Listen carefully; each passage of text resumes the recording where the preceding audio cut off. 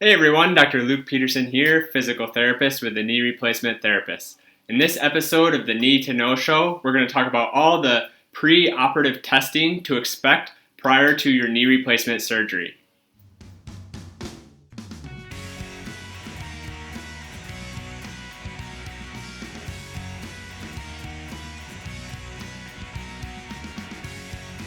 Hey everyone, so today we're talking about pre-operative testing. So this is all the testing that you possibly will have done, you may have done prior to your knee replacement surgery, usually ordered either by your surgeon or your surgeon's office, maybe a physician assistant that you work with or whoever that may be, or by your regular primary physician might order some of these tests as well.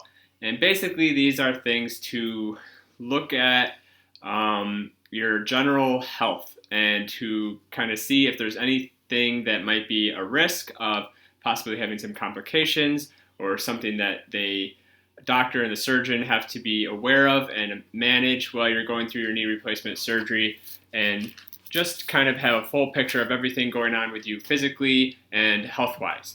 So one thing you'll definitely have is some form or other of a general physical. So looking at your weight, looking at your body mass index, looking at if you have any comorbidities. So anything like, do you have high blood pressure? Do you have diabetes? Are you obese?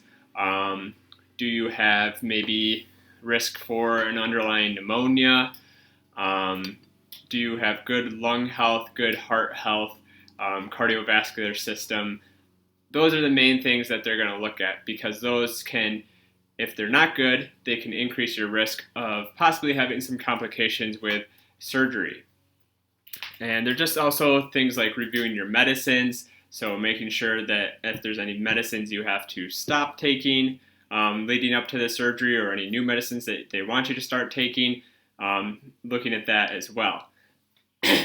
You'll also have some blood tests performed, most likely. So blood tests are looking at all sorts of things, but looking at the general health of your body and the health of your organs. It looks at your, if you might have any diabetes or be at risk for pre-diabetes. It looks if you have anemia or low iron, low oxygen in your blood. It looks if you are at risk or have coronary artery disease, so heart disease, any risks for that. You can do a lipid profile, so looking at your fats, looking at your cholesterol, your HDL, your LDL, triglycerides. So looking at all that, making sure those numbers are good. And of course, with any of these things, if there's anything that can be improved through medication changes, through lifestyle habits, nutrition, diet, whatever it may be, most times your doctor will recommend that you at least make some effort to try to improve those things. Obviously, keeping in mind that you're probably a few weeks or a few months or so out from already having your knee replacement surgery scheduled, so not necessarily expecting a dramatic change or improvement, but at least trying to make a conscious effort to improve anything that might be a little bit off. Also, what you might have done is a urinalysis, so looking for any type of infections or urinary tract infections or a bladder infection, looking for any sort of indications for diabetes or kidney disease as well. You may also have some things if you may be at risk for osteoporosis. They might have you do a bone scan. So bone density scan, looking at your osteoporosis risk. Obviously, if you're someone who is a little bit older, if you're a female, you're a little bit higher risk. And obviously, osteoporosis can be something we have to be aware of for surgery, because you're looking at the risk for fractures, risk for issues with the stability of the knee replacement. Then some other things to think about is you may have an EKG done, so looking at the functioning of your heart. So this might be, especially if you have some other risk factors that might indicate that you might have some disease or some sort of issues going on with the heart. You might have an EKG done. You can have a chest x-ray performed possibly. This is looking at the health of your lungs, making sure there's no pneumonias or anything like that going on. And there's some other tests as well. You may have a basal metabolic panel or a BMP. So this looks at the function of your kidneys. You can have ESR testing, which is erythrocyte sedimentation rate. So this is looking at just general inflammation throughout your body. And you may have a look at your albumin and protein levels. And this is looking at your nutrition as well as your kidney function. So all sorts of tests that can be done potentially. A lot of times if you're someone who is relatively healthy, the main things are going to be that, that physical screen and then kind of going from there. If you're relatively healthy, have relatively low risks of anything else going on, then you might just have the blood test, maybe urinalysis, and that might be it.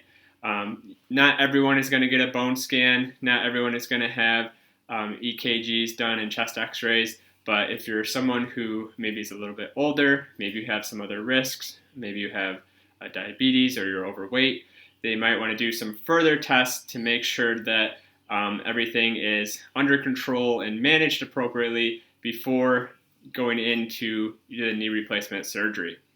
And the other thing that I will say is if you are getting a knee replacement using certain brands, so getting a customized knee replacement, you might have a CT scan performed, so a 3D x-ray basically of your knee, and that's looking at how to create a custom knee replacement that's personalized to you, and also helping the surgeon to create a customized surgery plan for you as well. Not everyone's going to have that done, but there are certain brands, certain types of knee replacements and knee replacement surgeries that are going to utilize that technology as well. So that's just a general overview. Again, basically ruling out or either ruling out any risk factors, any comorbidities, or at least making sure they're well managed. Your people have knee replacement surgery. There are going to be risks inherently.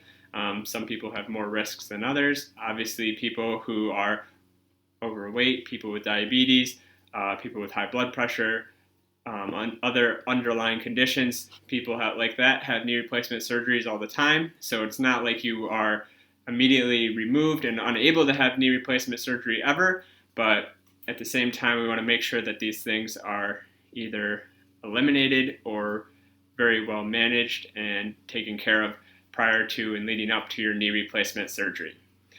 Thank you very much for watching, everyone. This has been the Need to Know Show. As always, I'd love if you were able to subscribe so you can catch all our videos I post daily. Thank you very much and have a great day, everyone.